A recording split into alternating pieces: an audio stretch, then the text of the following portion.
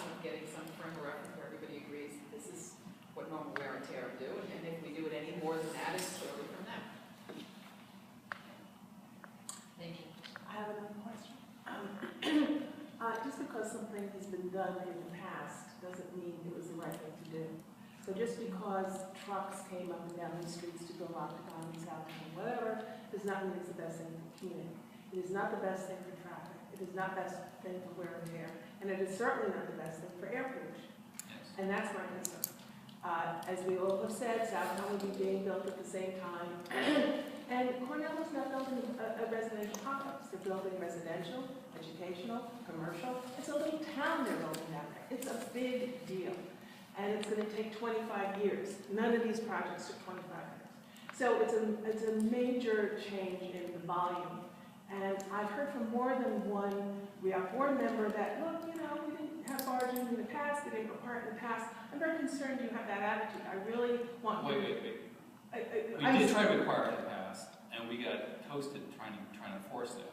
Okay. So when they were building Southtown, both Dave and I and Mr. Ponton, I believe, was also very vocal that we wanted it all barged. And we were under the assumption it was going to be barged.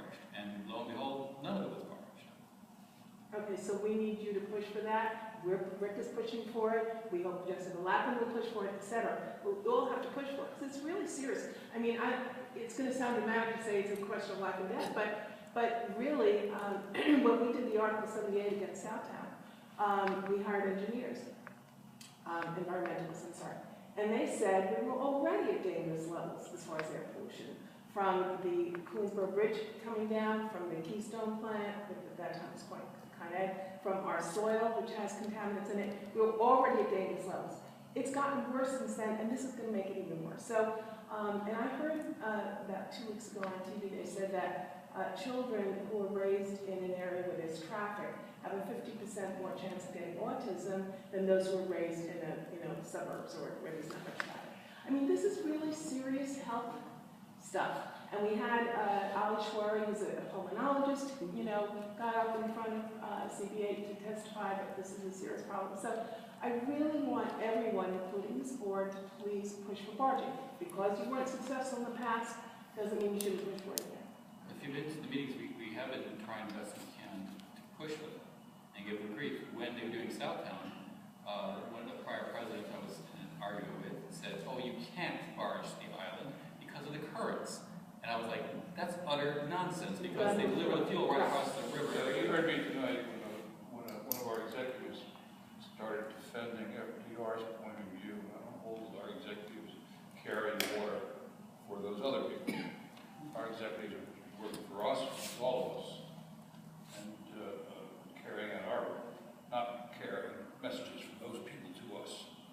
Yeah, so I totally agree that I would barge out all the demolition debris. I would barge in all the equipment, construction equipment. I would barge in all the construction materials. Whether we're going to have any impact in accomplishing that, it's going to take a huge amount of public outcry to force that.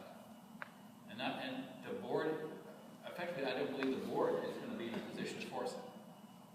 A concerted effort is what we're looking for, one voice, so to speak. And it sounds like your voice has been on the same line as what Rick is talking about, so let's keep it up. Those of you who know my wife, she jokes around about getting the folks at the Roosevelt Island Senior Center and the Handicap Center to roll out from the trucks. Like this is nonsense. The reason it's nonsense is because you can stop any truck from crossing the bridge, and you can stop any truck from going down Main Street. Get your ass out of the street and do it. Don't look to RIOC, because RIOC is going to find itself overpowered. The governor will just kick us all off the board and reappoint. You will lose all of the gains we've made in terms of voting for representation. We'll just boot all our asses out. The governor, excuse me, I'm talking now. The governor is, when he woke up and looked at Roosevelt Island, he's using RIOC and us as a way to beat on the mayor. It's completely obvious to me, but he hasn't told us anything about what he wants or what he expects. And we have to guess, what are we supposed to do next? What are we supposed to do now?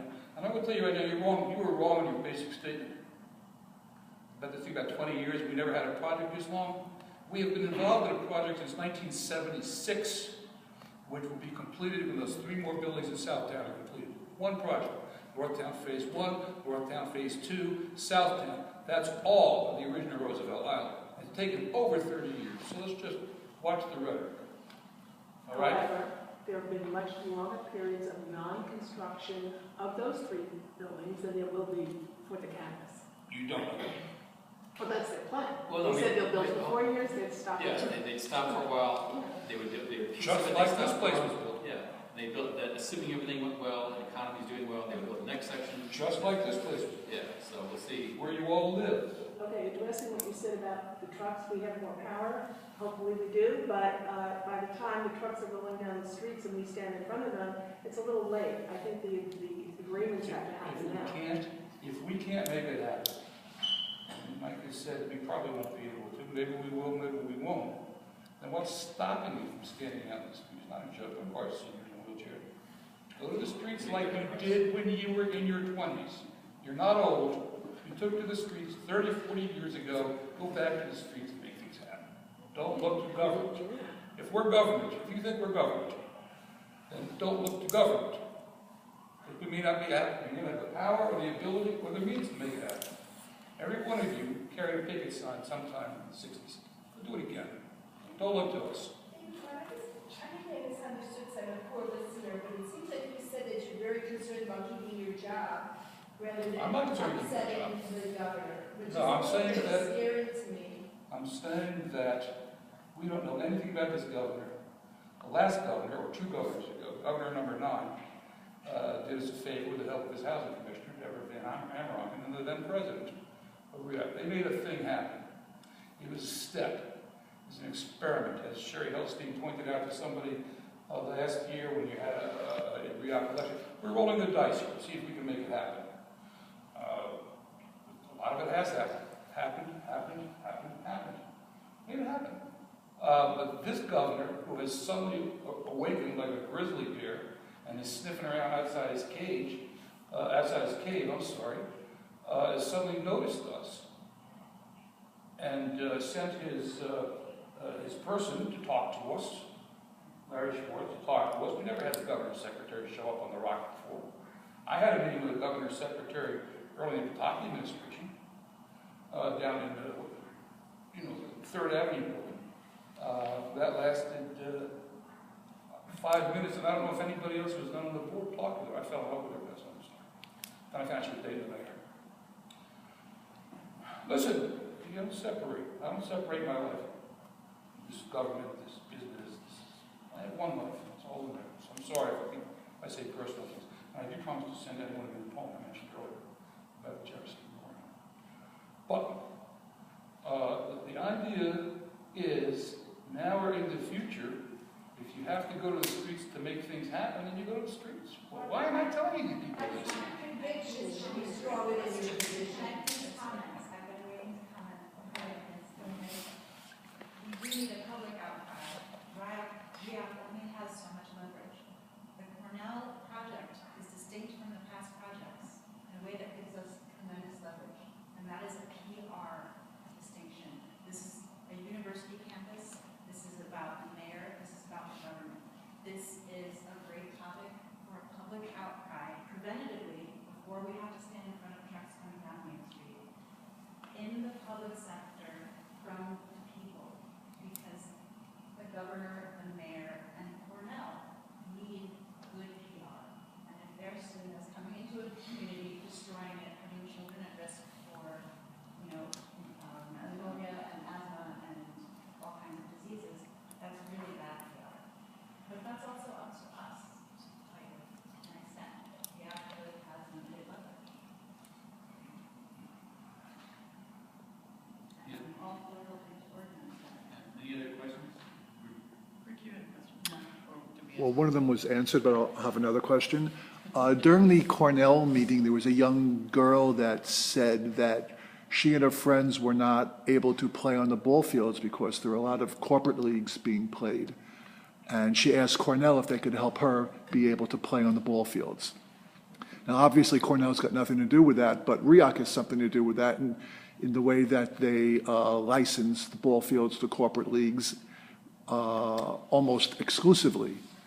There was also a recent incident where there were a group of people that play pickup softball games at Firefighters Field on Saturday mornings that were told they can no longer play their pickup games there because they don't have a permit. But the nature of a pickup game is not having a permit, and they're willing to leave if a permit holder comes to use the field. So is there anything that RIOC directors can do to help residents use the ball fields in the neighborhood where they Actually, live? I followed up on that, and I was told that they can use the fields, and they didn't know, and I didn't know who it was that got told to get off. You had mentioned it to me, but I can follow up on individuals. What I'm told is, if the field is not in use, anybody can use it. That's not what they've been told, but even just taking it out of that one specific Yeah. instance, there's a general feeling that people don't have the fields are not available for the use by the people who live here, and that they're being used solely for these corporate leagues. I hear that one on an almost daily basis, up close and personal, because my youngest son, who is a soccer addict, likes to go out on the field right by the house and play soccer, and his Augsburg people and other teams are out there all the time. So he's like, why can't they use the fields? So that is gonna be a challenge, one, because we're trying to book the fields to generate revenue because, for example, the offset the cost of the lights and maintenance and everything else. We need to express to public safety and the other folks that, and maybe it's better technology, so that when the field is scheduled, then these various corporate entities have use of it. But when it's not scheduled, public safety and other folks shouldn't be forcing them off. It's just to pick up games during non-scheduled periods. There's nothing wrong with people using the fields. There's a couple other things that we were discussing in operations committee a couple of weeks ago. One is what we do at some point about cleaning up and lighting during early evening hours the Capobianco field. And there's also what's called the Pony Field over by Octagon, which often floods and has there's no lighting there, there's no turf problems. So there are spaces that we could probably make better use and have them more open to our residents that aren't rented out. It's just the problem right now. We've upped pretty much the operations meetings almost twice a month, and we've obviously lost our head of operations. We don't do it every day, twice a month. No, we're not having that, but I have a comment to make, but someone wants to speak over here. So, one of the things that I've heard related to what was mentioned, I was talking to the same person who does the pickup games, and something that we also discussed is that when the use of the field is being scheduled, all the scheduling, your field time ends at 8 o'clock, and the other person's end starts at 8 o'clock. And everyone who knows who does sports is that rarely do sports end on time. And so sort of if RIOC could give more of a breath period between the bookings, it would make it a lot easier for the residents to get off the field and then for the other people to get onto the field. And I know that there have been... They fixed that when there was that incident at Capobianco Field. They still haven't. I thought they said there was going to be a 15-minute window in between. I think it's still an issue that Still an issue. hasn't been fully fixed. And I know It was supposed to be recently, Yeah, they and told us then it was fixed. also when a group before goes late, then the next person Sure, starts it's late, on, and then it absolutely. adds on. And Absolutely. then, The other challenge we have is that for example, people who have paid to book the Octagon field, the timers weren't appropriately adjusted, so that even though it got dark earlier in the fall, the lights didn't come on, and they were complaining that the fields were lit for them, and it was too dark. It was after sunset, and they couldn't it was dark. 40 afternoon. So again, that's a problem. That's something we have to work out and make our general field operations more efficient. I think I'm sorry, I didn't interrupt, but I had a thought earlier before you wrote my spoon.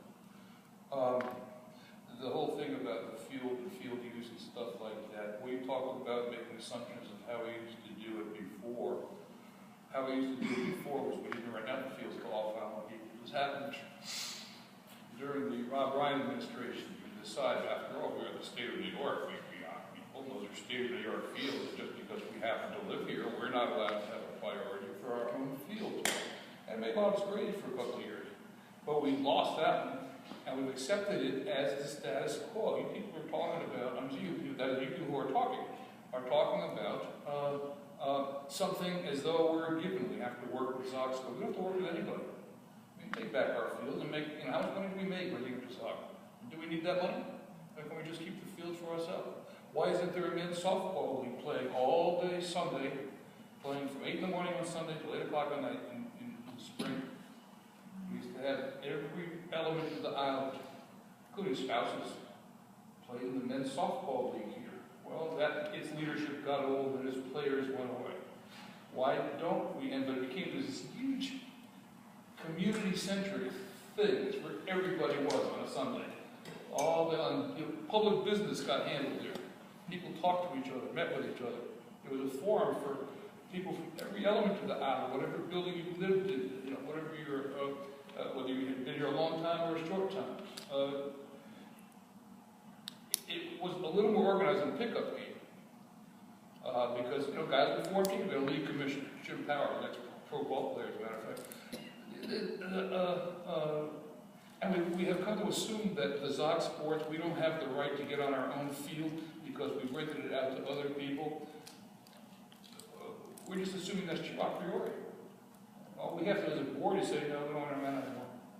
Find out how much we're making from them. Yeah, some of the challenges, some things to keep in mind is, one, the pluses of having the Zox sport people come in here is not just money we make from renting the fields.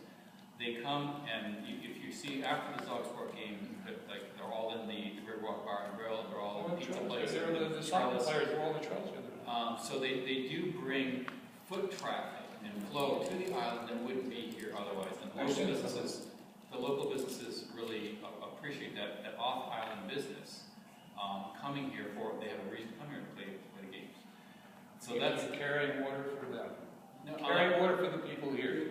This can make no layout. So what we would like to do again is one to make more of the fields available to people on the island on a regular basis, and from our infrastructure planning and spend and our operation planning and spend, can we do things like, one example would be the Cabo Bianco field is unusable relatively early in the evening because of the shadow of the building. It's dark, kids can't play ball, and even in the summertime. We could, for example, put some lighting up there, light that field until, say, 10 o'clock at night because of the resident of the building, so we could turn off the light. But we could light it until at least 10 o'clock at night. We hear from people. Then there's also the pony field, which is north, which is just on the other side of the tennis courts for those who've been up there. Octagon. That field itself is only, generally speaking, only used by the kinder kickers, and the minors, the smallest kids, because of the way that the field is laid out, and it's not a very nice field. We might be able to clean it up and use that and dedicate certain fields for only on-island use. It was Cabo Bianco we played on. That was the only field we had. Yeah.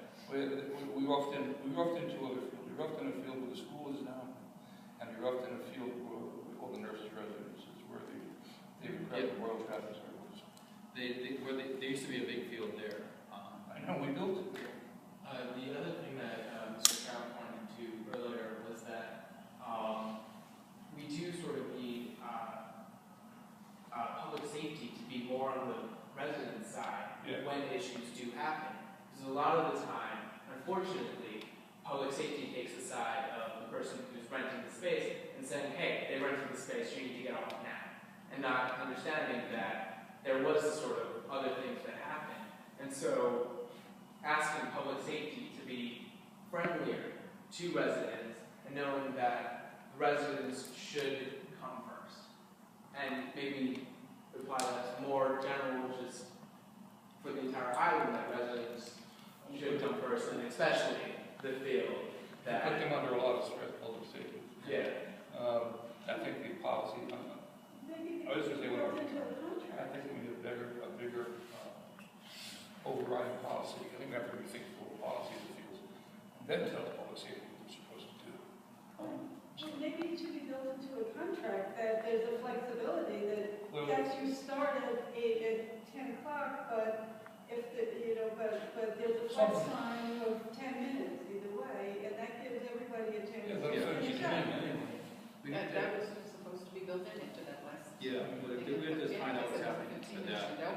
From- They needed to find. Until I think several years ago. Yeah, it was very decent. Yeah, we thought we fixed it then. Yeah. Now, the other thing that they brought up that we should probably, that we've been asked, or was asked by some people not to review, is our general, we're working with our community outreach programs and general aid programs to better create adult activities and youth activities, and the way we run our youth programs on the island, both in terms of sports and you know, I know there's a youth program, but I've been approached by a lot of folks about the way it's run and how effectively the programs are run, you know, and scheduled, and you know what we're doing with the sports parking work, stuff going on there, and the other fields that are underutilized for community-based activities. It's something that I have in my notes about an item we need to put on the agenda for the operations committee. It's a 10-minute time to get to all the other stuff that's going on. It's the day-to-day repairs. People don't realize things like the prow, the little boat shape thing that sticks out there. We have spent a couple hours reviewing the repairs of that. They were covered with graffiti, so they went to take the graffiti off. They found the metal was rusted out, took the metal sheeting off, had an understructure was rotted out, and it became a whole big long review to figure out what we're going to do with that thing. So that's to say, what are we doing as these things come up all the time? We have to review that positive delay us and other things with like community programs. Maybe part of the recreation. Yeah. But because we give a substantial block of money to the youth program, it's something we should probably review the programs at some point with the board of the youth program. Good luck with it. Yeah. You know, I've heard a lot, I'm talking from Rick's standpoint again, we've heard a lot of talk about how the governor is now paying attention to Roosevelt Island, and maybe it's a good thing, maybe it's a bad thing. We don't know at this point, but is there any possibility, this is a financial question, that Cornell could, you know, Cornell coming in and the governor, you know, the state really wanting this, the city really wanting this, is there any possibility that some of those pilots could come back to Roosevelt Island? Or is there any possibility that the state might in some way say, well, we're going to reinstate the 1996 payments that Roosevelt Island used to get from the state? Anything's possible. Anything's possible. Became self-sufficient? Is there any possibility of this? Any possibility, because how small a possibility becomes any possibility. Yeah. Can't say there's no possibility. What's next in line? I think given the federal fiscal climate, I think it's highly unlikely. We're financing ourselves. But We maybe, haven't taken a penny from the state since Rick moved in the South End. We are financing ourselves, and we're following off the state. When the Democrats came back in, and you know, when client number 9 became governor, I can't remember the guy's name, I'm sorry. They were surprised when their budgetary people, that the last time the Democrats left, we were taking $6 million a year from the state. The first thing Pataki cut out is Allen went to hell for years and years. Right now, the island's in better shape than it's ever been. And we're financing it ourselves. I say ourselves. Every penny that's spent on this rock comes from your pockets and mine. One way or another, through a store rent, you buy an ice cream cone, some of that's going to his ground rent, is going to ours. And your rent and your requirement. Why would they give us money now? We're finally they don't have to give us money. Because Cornell is going to put additional pressure on us, and they're not giving us any money for it. That's right. So, you know, That's a good argument. How do you make that argument? either RIOC thinks, You know that the governor We is don't know. so thrilled about Cornell? Well, the mayor is very thrilled about it. I know The mayor negotiated the deal, and the mayor is on the board of the project in perpetuity. No, it's the mayor's deal. I You know know that. it's the mayor's deal, right, that's what I'm saying, but we don't know what the governor. The challenge is for the governor. It's the mayor's, it's primarily the mayor's deal. And the mayor is brought in, and the mayor is working with Mr. Smith from Google and a bunch of other folks and Cornell. And the problem where the governor comes into play is the contentious issue of that space that we were discussing at the very beginning of this meeting that weaves around that building, because the mayor exceeded his authority in committing that land when the land belongs to the governor, under the lease. But also, that's above our pay grade, which our pay is 0, so everybody's above our pay grade. And so Governor Cuomo came to Roosevelt Island and said, Mayor Bloomberg, you have overstepped your bounds here, and I am personally going to smite you and smoke you. Except that he didn't. He left it up to us. I'm talking about, you see these 5 weak souls sitting in front of you, and a couple of others? We're supposed to take on the mayor. The governor didn't tell, I've never met a governor. I've never met a governor. No governor's ever told me what to do. Who? Yeah. Oh, yeah, thank you. Thank you, and Mr. Spencer came here. Well, I never met a governor. But if you would listen to the city people now, they're not saying they overstepped their authority. They made it very clear to Cornell that the only piece of property they were getting was a piece that the city owned, and that they would have to negotiate the rest with the state. Sure, now what's the state? Is it us? That I can. Or is it somebody on the second floor? I think very clearly it's the state ever negotiated the ground. That was always us. Under legal authority, it's the disposition of that particular square footage of real estate was handed over to UEC, EDC, RIOC, and under control of the board. But whether how that's going to actually play out in effect, We have to play now. You remember at our special meeting back in October, Andrew Kennedy had a BTC, made representation that they would be partnering with us, working with us, and getting everyone in the same room on the negotiations to make it successful. And have you gotten a phone call from him since? Excuse me? Have you gotten a phone call from him since that meeting? Is anybody? I must have missed the meeting. I have left him several voicemails, sent him several emails, and I have not heard back. What do you assume from this? Well, I assume that they want us to handle it, and we ought to be directly Yeah, negotiating. from what I heard indirectly is that they're very extremely occupied with the repairs and the damage caused by Sandy, and That's why we have to take the lead and go negotiate this thing. And our own Sandy problems. Yeah. On the issue of the negotiating this real estate deal with Cornell, Cornell has the finest law firms, political consultants, and PR agents in the world. They don't match for us. RIOC has a staff that's decimated, right? Say it, go ahead. Right now they're decimated. Even at their best, they're not in the same league as what Cornell can bring to the table. Why doesn't the board hire a real estate firm such as CBRE Another assumption.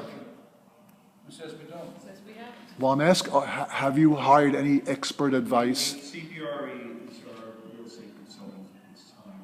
They're providing consultancy on the steam plant and also on the Cornell project. We're getting an appraisal for the Cornell project, and they'll probably advise us as to the propriety of the appraisal, whether it's sufficient, what their opinion is, and they will aid us in negotiating. They'll add in the negotiation. And we also have consultant real estate lawyers, and we always have had. It's not our legal staff that negotiates these contracts. Never has been. These big real estate contracts. Never has been. I don't know why you think that. Huh? And we've had It's a small the staff. staff has had the attorney, I can't remember his name, review the EIS and certain some of the meetings. So separate opinions would be. Who's attorney? RIOC's attorney? RIOC's attorney? No, our real estate consultant. Outside. CBRE does. Now, We hire lawyers for everything from union negotiations, to property negotiations, to contractual agreements, to professional agreements, such as with architects. permitting stuff. We have different consultant lawyers. specialists, and that, it's all in the budget. But wasn't there an issue when Leslie was president with the legal agreement that was being negotiated for the environmental review process that was totally inadequate? And I think you guys noticed it and you told them to redraft it. So who drafted that agreement? Oh, the piece about the land? Yeah. When they did. So I think it was like in January. Oh, we did that. We did, Howard, they talked about the wording of the resolution. Yeah, we do. Pretty much did it ourselves. Right, but there was some legal staff person on RIOC's part who did the original draft that was inadequate. I don't know if it was who wrote up that original resolution? Which one we talking about? The resolution let them start the EIS, where we made them put in for reasonable consideration. Originally, was that drafted by? That was by just, Ellen and by staff, Bob, yeah. probably, yeah. That's just a resolution to